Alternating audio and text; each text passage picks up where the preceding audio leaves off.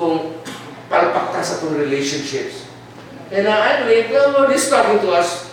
There may be some relationship that have been cut off for one reason or the other. Let it be that you will be the first one to reconnect, to show that you are the much better Christian, to show that you are the more mature Christian, and you understand more about the Father's love. Kaysa magulat ka, mansyan buliho, sa buliho. Hey, yun ang Biblia, do unto others what you want others to do unto you. So, di passive, active ta. Kita mo reach out. Ang kalibutan, do not do what you do not others want to do. Diba?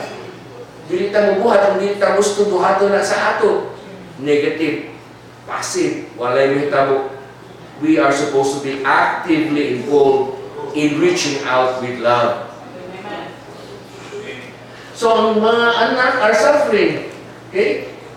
He would rather it was him than us. Muna, so din ni Moses, Lord, kung mahimo lang ayaw naglaga ng mga katauhan, imo ba yun yung pinili? Kung sa mga Lord, ako lang ang tanga sa inyong libro. Bahala na ako, basta sila, maluwas sila. Ano ang gugma? Amen ba? Ang papa bitaw, kaya siya na, bahala na magbaag ko, basta kamutanan mahumang yung eskwela. Grabe, no? And during the time, when we were, ako mga 4 elder mga sisters and brothers, they enjoyed the millions of papa. My father was a millionaire. But then when his business, import business started going down, kaya try to siya sa empleyado, ang mga kuwala, kanang bayad skilahan, promissory mo. At itong skilahan, mag-grade 6 na ko. Short pants lang ihapon. Ako classmate, long pants. Wow, next kayo gusto na. During the middle of the year, kaya akong brother Boyce Hyman, ngayang ilang uniform parehaman sa Sacred Heart, khaki o white. Naka-inherit ko sa iyang long pants, lipay ako, long pants. Pero sa robot ako kayo sinurusihan, klaro kisahan. Siguro style rin. Una-una style. Bahala na ba si Juan? Busot na, bahala kung sa ilusunod sa mga tao. Basta naka-long pants. Those were the times when my father poured out of everything. Oh, Papa, I can remember how generous he is. Nakinang kwarta. Wanay sulit kita ka. Yang ko yung first dyan na. Tanan tao matus balay, mga hinabang, di nyo na sila makalakaw kung nahinabang ihatang Papa. That is the kind of attitude I also received from him. A good thing about my father. But also, doon na sa mga kulang na itong Papa, even though how good our Father is. So, we would rather see ourselves hurting than our loved ones hurt. Ginoon ba? Muna akong asawa yung siya nga, Lord, dili lang tayo masakit. Ako lang munta. And then, kung masakit siya, ano ka na ako nasakit? Yan makayo pa. Bawo, ngayon ko lang masakit. Hindi mo na hinaraw, hindi ka masakit. So God the Father knows the future sa human race. Why? Time from the book of Genesis to the book of Revelation, it is time. There is time element. But God lives in eternity. Time is within eternity. From perspective of eternity, He can see time. The beginning, the present, and the end. He can go back, He can go forward, He can stay in the present. There's no limit to that. In fact, if we are able to travel in the Spirit, and people are already starting to travel in the Spirit, you can go to their past. I know people who go to the past, and I know people who go to the future. And I once told one of our young people, ato rin dito sa kwan, let's say 2 weeks from now, tanaw rin siya magawa sa luto. Tagay pizza, tagay kumiro. She went to the future. Siya, Pastor, huwag man kumulanding sa future dito sa kwan luto. Idama ko, Lord, sobra pati sa tribulation bago kita. Because if ever there is greed, the Lord will not allow it. Even if atong saninaan nga, para bitaw ni sa imo, Lord. Okay, so, God knows the future. Sa atong future, your future, future of your family, future of your congregation, the future of our region, the future of Mindanao and the Philippines. God knows the future. And God said to the prophets, He's going to accelerate everything. Why? Because God sees the future and He sees that there is only limited time. And He's looking for people whom He can use. He's looking for vessels. You can be those vessels, but you can also short-circuit it if you get tempted by the things that the devil will throw at us.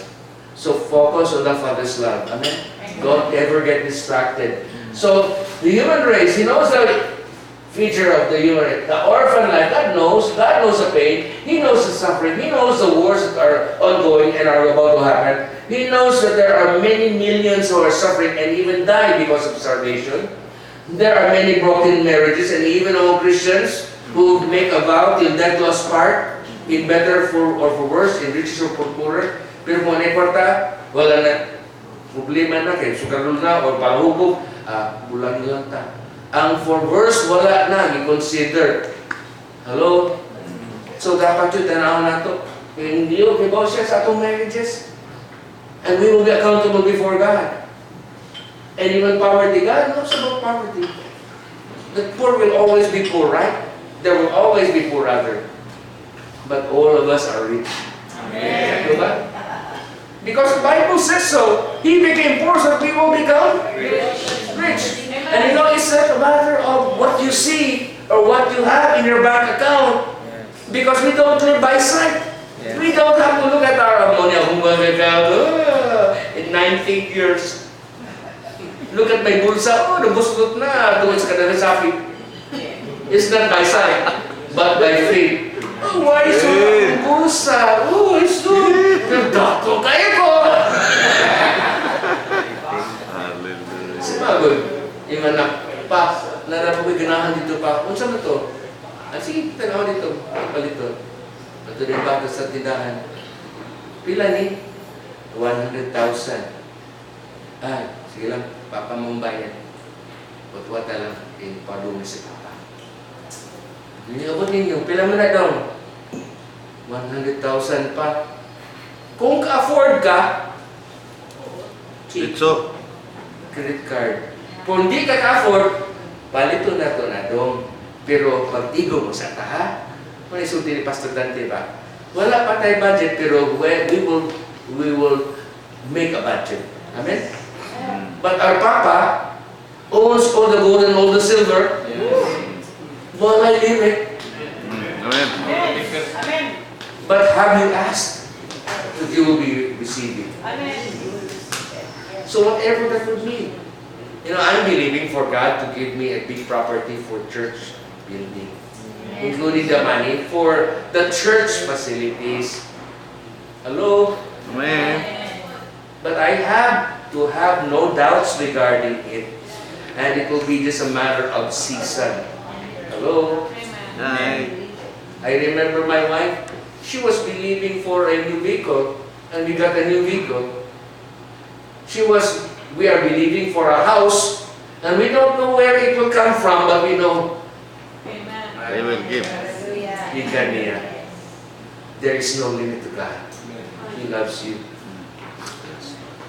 If you know what your child wants, and you can afford it, 100% you will give it to your child. That is our Father. He is so filled with overflowing and real love for us. The Father wants to love them to life. For those who have orphan spirit, His love will turn us around. It's not about what we are able to do or what we are doing. It's about the love of the Father in us that's working. His love is powerful. Diba? Love covers a multitude of sin. Love casts out all fear. Why? Because God is love. It's God mismo who casts out all fear. It's God mismo who will remove all the sin He is love. And you know, His love will turn us around from destruction, from need, or from poverty into the greatness that God wants us to be. So don't lose hope. Rather be encouraged because the love of the Father will increase in us. It's not just one time. Okay. So there is a tornado of love for us, His children. It's building up in Him. The tornado of love. And it's just about to come in a powerful way. Kana itong ginawa karon? 3 course na. Nagmayroon na. And I tell you, when the dam breaks, the love of Father will come so strong that you will not understand what's happening, but it's something good. Something powerful.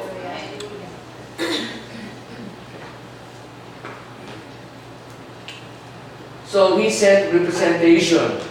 He sent prophets, Old Testaments, kings, poets, men of God. But no one could represent who the Father really was until when Jesus came. Tao, dili yun tupong sa pag-represent sa Papa.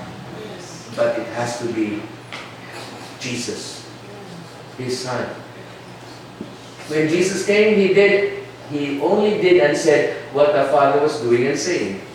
He didn't come in His own. He came because He was sent. He had a mission. In fact, when He prayed at the Garden of Gethsemane, He asked the Father, Father, if pwede ba, dili lang ko padayon ini, dili lang ko padayon inom ining kupa. But dili ako kabubuton, imong kabubuton. Let your will be done. Means Papa, imna. Imna. So, patayon siya. So I tell you the truth, the Son can do nothing by Himself. It has to be through the Father. Jesus is just the way, the truth, and the life. He can do only what He sees His Father doing. Because whatever the Father does, the Son also does. Whatever your Father does, you also do. That is the standard, the model that Jesus gave us. So we cannot move in presumption. We can presume mo hindi gusto ni Papa, mo ni angay na kubuhaton. Mo na itong soaking ngayon yung gibuhat. That is very important because you connect to the Father and get a download of His most perfect will for you at a particular time and season. So, for I did not speak on my own accord, but the Father sent me, told me what to say and how to say it. Okay. What is the heart of sonship? When the fullness of time had come, God sent forth His Son, born of a woman, born under the law, to redeem those who were under the law, that we might receive the adoption as sons. Adoption as sons. You see, in the culture of the Israelites, I think it's here somewhere. What's that the word, Pastor? Adoption in... Yeah, dyan. Sunod dyan. Forward mo.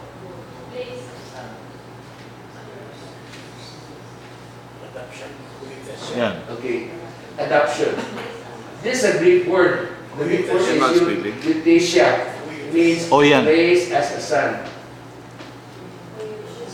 Ang atong understanding ini para sa ato nga dili nato kadugo atong gi-adapt para mahimong membro sa atong pamilya.